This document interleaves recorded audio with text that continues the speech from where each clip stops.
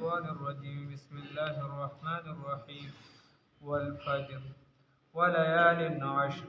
والشفع والوتر والليل إذا يسر صدقت يا رب العالمين.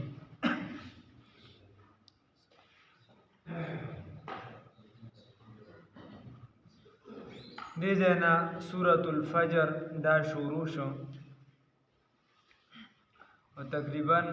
مضامین د ټولو یو بل سره جخت ما درته وی د هیرو سورتونو مخکې ما دا خبره کړې وه. دې سورت کې الله رب العزت بس سیزونو باندې قسم خوري او دکه شان بیا الله رب العزت بعضې خبرې چې دي هغه امتحاناً ذکر کوي چې په انسانانو باندې الله امتحان راولي، د هغې تذکره ده پکې. الله فرمایي والفجر او گواه د سحر یا قسم دی په وخت د سحر باندې، ولیال عشر او باغا لسو شپو باندې، والشفع او فجفت باندې، والوتر او فطواق باندې، واللیل او پشپه باندې اذا یسر هل کله چې دا تیریږي یا لړه شي. هل فی ذالک آیا شته دی په دې مذکوره اشیاو کې قسم سامان د عبرت. نو هل به معنا قد یوجد فی ذالک، یقینا موندې شي په دې قسمونو کې یا په دې اشیاو کې قسم عبرت لذی حجر د پاره د خاوند د عقل. خبره داسې د الله رب العزت فرمایي قسم دی په وخت د سحر باندې. تفسیرونه پکې شته مختلف، یا سحر د اختر وړو کې مراد دی چونکې هغه ډیر برکتی وخت وي او ډیر عزت والا وغیره. ولې وجه دا ده چې روجیم تیرې شي د مسلمانانو دپاره دوه اخترونه ګرځولی شي، یو پکې دغه وړو کې اختر دی، نو د هغې سحر مراد دی. دویم نمبر والفجر، یا د دې نه مراد د غټ اختر سحر دی، هغه ته مراد دی چونکې هغه د مسلمانان چې دی هغه قربانۍ کوي وغیره او د غرض خاص ته، نو هغه ته مراد دی. یا دریم نمبر د عرفی سحر ته مراد دی، نهم د ذوالحجې. او خمس تفسیر دار چې هر سحر ته مراد دی، ځکه دا وخت د سحر الله ډیر عزت والا پیدا کړی. الله فرمایي والفجر او قسم دی وی په وخت د سحر باندې. نو دا سحر چې دی دا الله عزت والا پیدا کړی، الله دې پکې موږ عزتدار جوړ کړي. اوس خبره داسې ده چې د سحر وختي پاسېدل دا د ډېرو بیمارو علاج هم دی او د ماسخوتنې وختي وده کېږي. نو موږ ټول د ماسخوتنې ناوخته وده کېږي او د سحر اکثریت ملګري پکې ناوخته پاسو، نو دا تاوان دی او نقصان دی سخت. الله دې بچ کړي. رسول الله صلی الله علیه وسلم خپل لور مبارکه ته د جنتیانو سردار ته سیدنا فاطمه الزهرا رضی الله تعالی عنها ته فرمایي یا فاطمه، وی اے فاطمه په وخت د سحر کې مو د کیږي اسنا چې خدای پاک وی په وخت د سحر کې خدای پاک د رزق تقسیم کوي، اسنا چې ته بې برخې پاتې شي، ستا د رزق تقسیم کې ته بې برخې چاته پاتې نه شي. سحر وخت کې خوب مه کوه. نو ستاسو هر بنده د خپل ګریوان کې سوچ وکړي، بیا منډې وهو نوکرو پسې منډې وهو چې دی نو بس لکه د دغه هم څوک د یو درباره راشړي او څوک هم د بله راشړي، څوک هم د یو دره راشړي او څوک هم د بل دره راشړي. کور کې پیسې هم نشته، برکت هم نشته، زمیندارۍ له څوک منډه څوک سره. لومبنی چې موږ د ورځې آغاز کوو، انسان د ګناه دی کېږي او چېرته یو پیره وي دوه پیره وي درې پیرې وي، نه، موږ چې د ورځې آغاز کوو مستقل نو د خدای په نافرمانۍ دا زموږ عادت ګرځېدلی چې د ورځې آغاز کوو نو د خدای په نافرمانۍ کوو. که زموږ کشر د ورځې آغاز کوي نو د خدای په نافرمانۍ کوي. نو تی په ایمان ووایه چې آغاز د کم کور د خدای په نافرمانۍ وشي. حتی بعضې کورونو کې داسې دي موږ ته خو وایي چې راځي زنانه هم نه کوي سړي هم نه کوي، زنانه هم نه کوي، داسې هم پکې شته چې چې ما ته یعنې 3-4 کالونه پس داسې هلکان هم پکې شته چې ما ته وایي چې زمونږ نه په مانځه کې پلانکي ځای نه راځي په خپله وایي ما دې لا ورول هم نه دی یا بل کس هم ته نیولی چې غلطۍ به پکې سونی دا د هلکانو حساب درته لګو چې دا پلانکي ځای مونږ له نه راځي او دا رانه غلط دی مونځ کې نه راځي مونځونه هم کوي حال پکې هم کوي مستقل راځي نه یا اوسه پورې مونږ نه دی صحیح کړی نو دا به څه کوي مونږ غم کوو پلانکي ځای کې دا چل پلانکي ځای پرېږده خپل ځان غم کوه دکه شان د سهار مونږ مستقل نه کوو ما درته وي انسان دی که د ده نه خطا راخطه د بزرګانو نه دوی خلکو نه خطاګانې دا معصوم صرف پیغمبر دی داغ مت کهو سب داغ دار ہے بے داغ بس وہی ہے جو خو مونږ مسلسل د سارې مونږ نه کوو هسې خو ګوره یو کس د سارې مسلسل مونځ کوي چې د سره قضایي پکې نه هغه ته خو اختیار هم شته یو صحابي رسول الله وسلم ته وایي چې صرف زما نه که د سهارې مونځ پاتې حدیث مفهوم دی وغیره او ته چې څه ټایم د سترګې وغواړې دې مونځ وکړه مطلب که نور هم راهیجي ته وکړه چې څه ټایم د سترګې ولې د هغه نه په ژوند کې چېرته یو پیرات و پیري قضا شوي نو هغه دا اختیار هم ورکړه چې ستا څه ټایم سترګې وغواړې دې ته وکړه ستا په دغه ټایم هم قبلېږي زما او ستا دپاره موږ مستقل لګیا یو مستقل یو ګناه کوو یو ګناه سړي نه زنا لویه ګناه د سړي نه وشي غیبت لویه ګناه د سړي نه وشي چغلي لویه ګناه د 2 مسلمانان د عمره دشمني پکې راولي یو پیرت به وشي 3 پیرې وشي خو دا داسې ګناه ده چې حدیث کې رسول الله صلی الله علیه وسلم فرمایي چې کم کس مونځ نه کوو ګویا د اسلام وناړو حساب موږ مستقل نه کوو او در سارے ټیم چې دی دا خاص قرآن کې الله وایي متقیان چې دي وبالاسحار هم یستغفرون دي د سحر په ټیم کې خدای ته استغفار کوي د سحر ټیم خو د بخښنې ټیم تهجد ټیم دا الله یې توفیق راکړي بیا ته وګوره د سحر ټیم کې برکات نور ډېر زیات دي او مونږ که هغه د ملګري څه ټایم راپاسي چې غوایان څه ټایم راپاسي دا غوایان هم ته وختي هغې د خلک بوتاوه وختي کوي او دا د نه زوی خلص خای د غویي نه وروستو راپاسي چې یو کس د غویي په شان تمیز زده کې نه نو دا به څه انسان د غویو نه تمیز چې به یو انسان کې د سوندرو نه چې پکې حساب لري انسان له لږ سوچ پکار هغه وخت چې انسان اسم نه کوي الله رب العزت فرمای ان قرآن الفجر قرآن د سحر چې دی په دې باندې ډېرې فرشتې الله وایي راځي او هغې پې ډېرې فرشتې پې ګواهانې کوي اقیم الصلاة لدلوک الشمس الى غسق الليل وقرآن الفجر ان قرآن الفجر كان مشهودا ومن الليل فتهجد به نبی اور بس تهجد هم تذکرہ کوي خدا غین علاوه مخکې د عینه د سحر د قرآن تذکرہ کوي ته به ایمان و یا غټم کې موږ دا څه نه ده خبرې سختې به چا تخکار یا هغه بنده ته به ښکاري چې د سحر مونځ نه کوي چې چا ته سحر مونځ وکړي هغه ته هېڅ سختې نه ښکاري او یا به کېدای شي د سړی به سر برابره کوي چې د خیره زه خو دې بار نو کوشش دا پکار دی الله دې د نیکۍ توفیق راکړي هسې نه دی پکار موږ د دین او دا زه نه وایم ګورې الله رب العزت فرمایي چې کم خلک د خدای دین نه راټینګوي د دین خلاف دي نو ان شر الدواب الله وایي په خپله دغه پښتو تفسیر پروت دی بره چې دی نو یو 20 پورې تفاسیر بره پراته دي چې کم ځای ورپسې ګورې الله وایي دا بدترین د ځناورو دي ځناور نه نو دین نه مراد یو خو هغه دی چې په طریقوله سړی انکار وکړي ورپسې راځه نو ورپسې دویم چې کلمه دي وي خو بیا مونځ نو والفجر قسم دی وي په وخت د څه باندې سبا باندې د سحر دا وخت ډېر قیمتي الله دې توفیق راکړي نو کوشش دا پکار دی ها او کله ناکله ما درته وي انسان دی خطا کیږي والفجر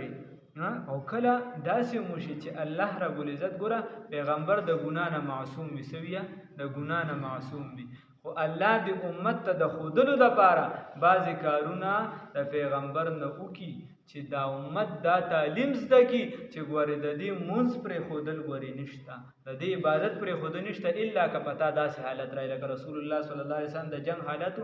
څلورو پورې مونځونه وغیره نور د روایت راځي چې دا مسلسل رسول الله صلی الله علیه وسلم په جنگ کې یا درې مونځونه داسې چې مسلسل په جنگ کې د سره چې دا موقع ورته نه ملاوېده چې مونځ وکړي نو هغه ته قضا شو، هغه رسول الله صلی الله علیه وسلم بیا هم کړی دي.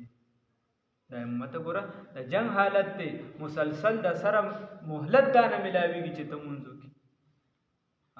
امام حسین رضی الله عنه د کربلا میدان د ورته د مونځ اجازت راکې دی ورته اجازت ته مانځه ته درې غشي را شروع شو. علي رضی الله تعالی عنہ د جنگ حالت دی بل صحابه خپل ترمنځ شهیدان شو، لوی جنگ دی سخت جنگ دی.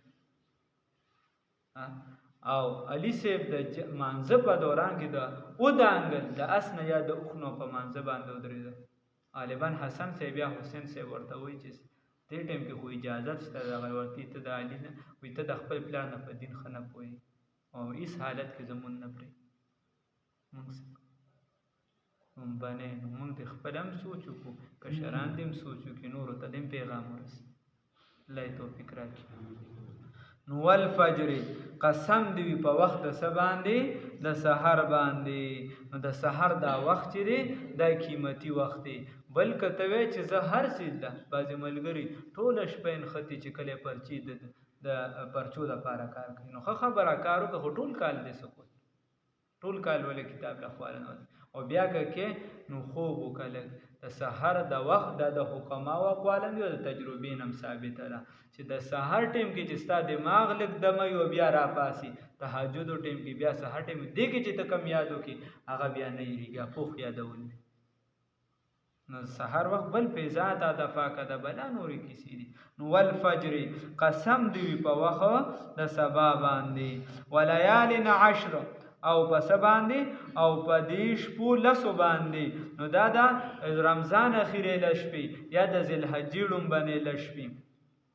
والشفع والوتر او فجفت باندې او فتاق باندې جفت نه مراد چې دی نو هغه مخلوق دی والوتر او د دې نه مراد د طاق نه چې دی نو دا خالق دی الله وی په دې قسم وي.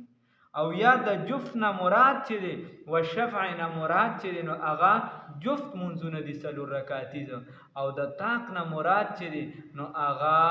هغه منځونه دي چې هغه طاق دي درې رکعاتي دي وتر شو او د ماښام شو. نو په دې خدای قسم خوري او موږ یې پرېږدو څوک یې ګراونډ کې داسې ملګرو چې مخکې به مونځ کو ګراونډ ته مطلب مونځ به هم کو اوس یې مسلسل پرېږدو یا سې خو د سره نه کوي دا نه دي پکار. کم عبادت چې ته یو کس ګناه نشي پرېښودلی نیکی کار دی خو هم نه پرېږدي که یو کس مثال په طور مونځ بې ټیمه کوي نو دا یو د ګناه کار دی خو دومره ده چې فرضیت یې ساقطي دا فرضیت ته خو نه پرېږدي که نه چې فرض د سره پرېږدي نه کول پکار دی. الله یې توفیق راکړي. دکه شان د یو کس غیبت نشي پرېښودی چغلي نه نو دی به څه کوي ګیره به هم وایي چې یاره زه غیبت کوم بس ګیره به هم نن نه پس وم نه د ګیرې ثواب تا ته میلاوي سیکل به څوک وجنګوي وتله شیخې هلکه ولې بریکونه یې په ګیره کې لګېدلي دي ته لا شیخ هلکه څوک به کنځلي وس تا لا ګیره ده نو وایي دا کنځلې په دې ګیره وکړې څوک به یو څه بل وس تا لا پټکې والې دی نو یو کس دی چې دی نو د چا غونډه بوساړه پټکي پټکې والې دی پټکي کې خو ګناه نشته ګناه خو ده کې ذاتي پیل نو موږ یې پټکي ته منسوب پکار نه دی چې د پټکي سره ګناه وکړي پکار نه دی خو لیکن پټکي ته نه ته ځان کې وګوره چې ما کې دا ګناه شته که نشته که تا کې نو بیا د هغه پټکي ته مو منسوب داسې موږ نه کوو موږ هر شي اسلام پسې ورتړو چې هلکه تا ګوره چې ګیره پرېښې دا پټکې بس ته مسلمان زه ګوره کافر یم داسې نه دي کول پکار او هغه هم بیا اکثر موږ هم په ذهن کې چې وایي زه د خلکو نه اوچت یم دا خلک زمان داسې نه داغ داغ مت کہو سب داغ دار ہے بے داغ بس وہی ہے جو پروردگار ہے انسان نے خطا بکی والشفع والوتر واللیل اذا یسر اللہ رب العزت فرمائی او قسم دی وی پشپا باندې اذا یسر هر کله اذا ذهب کله چې دا لړش پدې باندې الله قسم هل فی ذلک قسم لذی حجر آیا اشتدی پدې کې عبرت د خاوندانو د عقل لپاره نو هل دلته په معنا د قد دی. نو لکه علامه ابن حاجب خوی په کافیه کې چې حرف په حرف باندې ادخال د دې دا شنیه دی، د حرف په حرف باندې ادخال شنی چې حرف په حرف داخل کې دا په عربی کې خنه دی ټیک نه دی. او دلته خو الله داخل کړي که قد تیرو باسي نو حرف دی او که هل داخل کې حرف دی. نو لکه وی محذوب عبارت ورته رو باسا نو قد یوجد فی ذالک مندیش په دغه قسمونو کې قسم عبرت لذی هجرین د پاره د خاوندانو د عقل، د پاره د خاوندانو د عقل په دې قسمونو کې عبرت شته چې په وخت د سبا الله قسم خوړلې دي نو عقل نه کار واخله په دې کې چې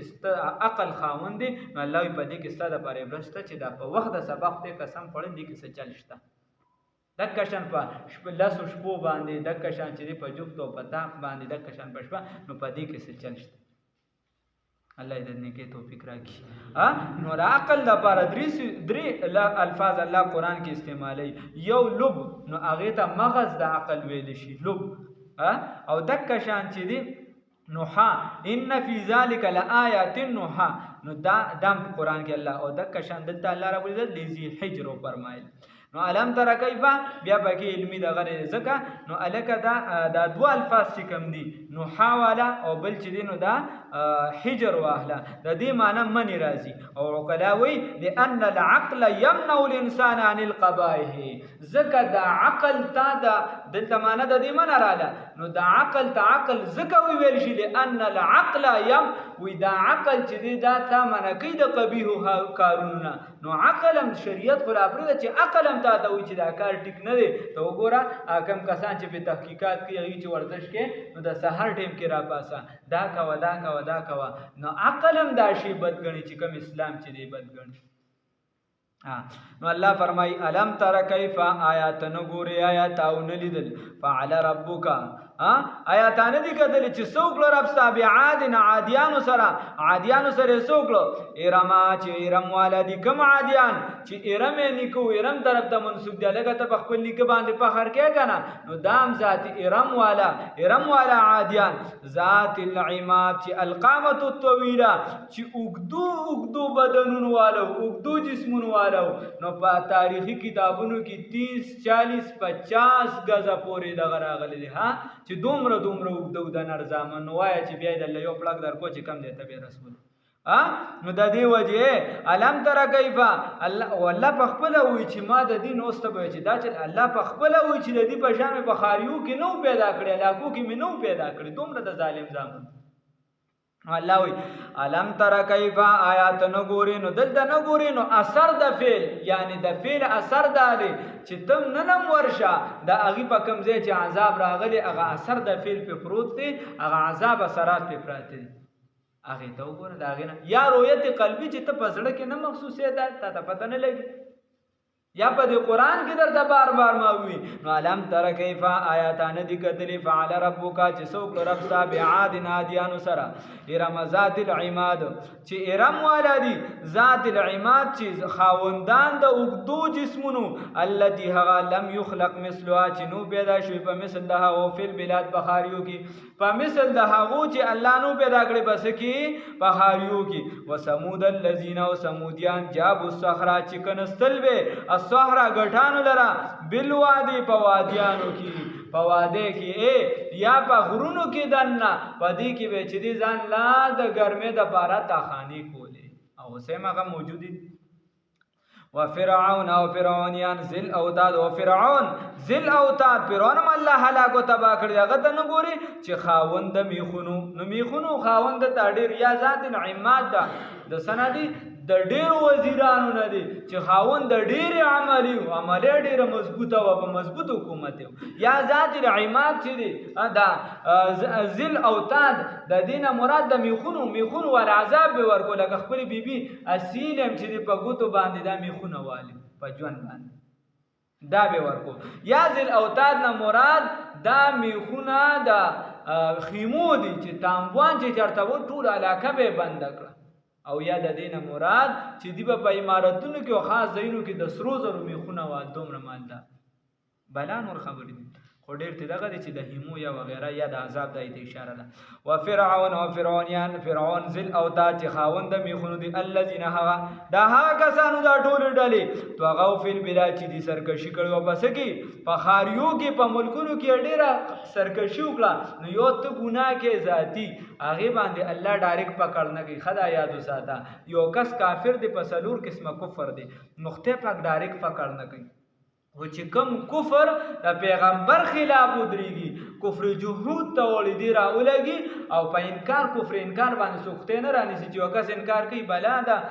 ګرجو والا وغیرہ رسول الله صلی الله علیه وسلم باقاعده احکامات په ورته چې کم کس ګرجي ته لاړ په ګرجا کې عبادت کوي ځان یې وقف کړي دا هغه ته بسنه وای غلبه کوته نه وروړي په هغه خپل پاکستان راټینګول نه کوي په دنیا کې ها او په دنیا کې ستا په کم کفر پکړ گئی چې کله ته د پیغمبر یا د عمل صالح خلاف راشي چې کله ته د هغې مخه وې نو بیا خدای پاک ستا پکړ ډایرکټ ګناه باندې خدای پاک پکړنه کې ورنه موږ به ټول نن سبا د چا نه به څه جوړو چا نه به څه وو څه به څه وو دا راته الله را باندې احسان کړو رحم را باندې الله ډایرکټ په ګناه پکړ کومه ګناه هغه چې ستا د نیکۍ په مقابله کې وسته ودرې نو بیا خدای پاک پکړ یا چې ګناه یې د حده زیاته شي الله هم دې وساتي. د دې وجه وي وفرعون خو بیا د کافرو د مسلمان د عذاب ده چې د کافر عذاب دا د اهانت لپاره وي او د مسلمان عذاب دا په دنیا کې یا د دې لپاره وي چې لکه د سپک کار کې د دې وجه سپک کړی شي او په آخرت کې دا صفای ده. الله هم دې وساتي الله هم د هر قسم عذاب وساتي. الله فرمایي وفرعون ذل اوتاد الذين دها کسانو طغوا فی البلاد سرکشی کړو په ملکونو کې فاکثروا نو ډیره سرکشی وکړه بیا پدې کې الفساد بس ډیر زیاته کې پدې کې څه شي فساد نو کفر پکې زیات کو شرک پکې زیات کو فصب علیهم نو بسرا توي کا الله رب عزت پدیو باندې یا وی والا علیهم پدیو باندې رب کو رب ستا صوت عذاب غ کوړه د عذاب چې کله دا کسی شروع کړي نو بس کوړه د عذاب ته پاک ورکړه یا راتو یک پدی باندې نو صوت خاصل کې کوړی ته ویل شي خو یو نوع د عذاب د الله رب العزت یو نوع د عذاب لکه په دریاب فرعونیان غرق الله هم دې وساتي. ان ربک یقینا رب تعالی بالمرصاد پتاک کې دی ستا رب چې دی دا بس شي په انتظارګاه کې دی نو دشمن ته سړی چې نه په مورچا کې ناست اوس هم الله په انتظارګاه کې الله رب العزت ته من د خپل عذاب نه بچ کی. فاما الانسان اس یقینا الله رب العزت فرمایي یقینا دا انسان چې دی اذا مبتلا او په هغه وخت کې چې دی مبتلا شي اے اذا اعطاه هر کله چې ورکی دلرا ربه رب د مالن مال به محذوب رو باسي مال ولا ورکی سو ولا ورکیا مال ولا ورکی فاکرمه او عزت من کی دلرا ونعمه او نعمت ورکی دلرا فیقول نو ایدی ربي رب زما اکرمن زما سوکړه زما عزت او کمال عزت راکه خدا دې سوې اے دا فیقول دی وای تفخرا بطور فخر او ځان د خلکو نو اوچت غني چې زه پښتونیم کنه او زه خو خانم کنه زه نوابم کنه داسې شاخیل او پلان کړي داسې پلان کې شي نو الله وای دې سوې ربي اکرمن چې زما رب زما عزت وکړه ورنه کته اسی وی چې الحمدلله خدای پاک یو عزت راکړي په اسلام سره پدې کې سمانه نشته خدا دې د بل نه د اوچتوالي د وجه وي د بل د سپکوالي د وجه نو ګوره بل خبر ورسره یاد کې الله وي و اما اذا مبتلاه په هغه وخت چې په د باندې ابتلا او ازمیخت کو اختبره چې امتحان به وګو فقدر نو تنکو علیه په د باندې رزقه رزق ددو فیقول ندی وی ربي رب زما اهانن زما بیزتی وکړه زما نه قدرې وکړه الله دې خبرونه وساتي. نو خبره داسې ده خبره داسې ده الله رب العزت فرمای ګوره مونږ وایو چې په چا باندې غریبی رااله په د امتحان دی الله وی نه نه نه په مالدارۍ کې امتحان دی الله په مالدارۍ کې امتحان دی ګورم چې دی په دې شکر ادا کوي د خلکو حقوق سم ادا کوي زکات پکې سم وباسي که حج په فرض حج پکې سم کوي د کشان چې کم دی د دنا د مصرف ځایونه دی الته سم لګي کنه دام په د امتحان دی دامات او کنه په له لعب کې لګي چا سره چې مال ډیر شي هغه اکثریت بیا ګډوډو کارون طرف ته مخه کی اوس کمال هم در سره وي لومبي در سره اسلام وي دین وي باغې بابان او مال سره نور نه لانو سبدا نه ده او که دغه مال تا د دین خلاف استعمال کی دغه مال چې نو دا بیا د شیخ سادی سے خبر وي دا مال دی دا زینار دی دا بیا ستا په غاړه کې امیل د اور الله نو ساتي دکه شان الله په غربت کې امتحان دی په دې یو کس باندې الله وي زه غربت راولم اعطاه الله وي مال ورکم نو امتحان دی او که په د باندې زه غربت راولم نو هم امتحان دی په غربت کې دی وي چې زما خدای پاک بې قدري بې عزتي وکړه نو دا خبر هم صحیح نه ده بابا عبدالرحمن وي ادمیت څه په دولت نه دی رحمانه بود که جوړ شي د سرو زرو انسان نه دی بود د سرو زرو جوړی که انسان دی جوړي نه ده په دولت نه ده دا په دولت نه ده نو خبره داسې انسانیت دا په انسان غټ کټ سړی وي خان نواب دی چې د رتې برابر عقل پکې نه نو څوک پې څه کوي هغه بېله خبره ده چې هغه ته بس لالا ښه وي نور چې هېڅ صلاحیت پکې نه نو څه هغه بېله خبره چې خلک وي لالا ښه وي رحمان وایي ما غریب سړی هوښیار لیدلی غریب سړی هوښیار مطلب دا دی چې غریب سړی مو خیر دا غریب او هوښیار د هغه څوک مشوره اوري نو هغه ته څوک توجه کوي او خان چې خان دیم دی ورته خولې چینګه کی خان که عظم څه خبره وکړي هغه غول خوړلی صاحب او دی بس ټیک ته بس دی وایي نو خبره داسې خو الله رب العزت فرمایي چې نه داسې نه ده او بله ورسره الله رب العزت یو امتحان بل هم یاد کړی دی الله وایي انما الاموال والاولاد فتنه اموال او اولاد ستا د پښتو فتنه نه وي دام امتحان دی معنا امتحان هلته مونږ ویلي چې دام ستا لپاره فتنه ده د امتحان دی څه شی دی چې ته د مال یا د اولاد د خدای د مال خدای ته ذکر شو او د اولاد د خدای د طرفه چې دی دا یو سیز یعنی یو انعام دا منی کنه او د دې حفاظت کې او کنه توجه دی خاصه کچا دړ مړی پاسې دی نو خبره داسې ده الله رب العزت فرمایي چې دا مال او اولاد دا چې دام فتنه ده امتحان دی به تورې نو گویا ته اکثر داسې خبرې واقعات راشي چې لکه پلار زوی باسي ورې باسي ورشه ځان لګټ نو ښه خبره چې ځان لګټ ښه خبره ده خو دغه بچي ښه استعمالول دته ښه لاره ښودل دا هم ستا یوه ذمهواري په هغې دې څومره کار کړ دا تا د خدای د طرفه یو انعام ګڼلی که نه نو د بچي نه کېدل هم انعام دی سړي سره غم وي د بل بچي شته زما نشته امتحان دی او د بچي کېدل ځان له بیا غټ امتحان دی چې دغه بچي چرسو طرف ته ځي پوډرو ته ځي آیس ته ځي د رسول الله صلی الله علیه وسلم خلاف ځي او که دی د اسلام پابند ځي مونځ او دس برقرار ساتي او دی د اسلام تابع دی بس بیا دې موږ سوچ وکړو چې موږ بچي څومره دینداره جوړ کړي دي او څومره چې دی غلط طرف ته جوړ کړي دا ټول امتحانات دي زندگی دې سره ده خو انسان دی به مسلسل جدوجہد کوي محنت به کوي ګرتے ہے شهسوار میدان جنگ میں کله به راپریوځي کله به څه کېږي کله حالات به یو خوا ونی بل خوا خو ته به بیا کوشش کوې نه لارې ته به کېږي ته به بیا کوشش کوې لکه په موټروی چې ګاډي رواني اوږد سفر یې کړه نو کله پکې پټرول لا خواشي کله پکې دمه وکړي کله څه خو بیا هغه ته لار چې دا به دا زما لار ده په هغې بیا نیغېږي نو دکه شان کله به دلته په خطا باندې ته یو خوا بل خوا پرېوځي ځای په ځای برته شیطان وي هغه به دې کله راخلي هلته پټرول پمپ وي دلته به شیطان راخلي بل ځای به دې راخلي بل ځای خو ته به بیا رانیغېږي او روان به تر دې چې منزل ته ورسې الله دې راته اسانه کړي الله دې راباندې خپل انعامات جاري و ساري ساتي الله دعا جهان خیر نصیب الله عمل کې اخلاص پیدا